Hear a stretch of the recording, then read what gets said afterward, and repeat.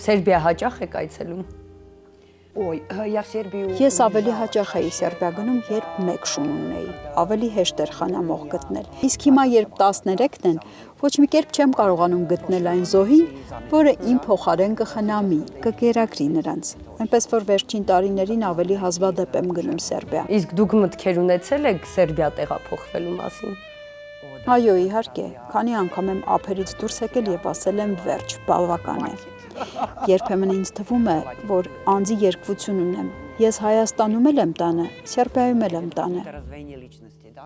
Եվ ամեն դեպքում ի՞նչն է ձեզ պահել Հայաստանում այսքան տարի։ Ընկերներս եւ շները, իհարկե։ Իսկ հաշվել եք ձեր կյանքի ընթացքում քանի շուն եք ունեցել։ Գիտեք, ես հատուկ չեմ հիշում, ինչ որ տեղ գրած ունեմ, երևի 30։ Իվանա, իսկ ինչ եք սովորում շներից, որը չեք սովորել մարդկանցից։ Ազնվություն, միանշանակ ազնվություն եւ սեր։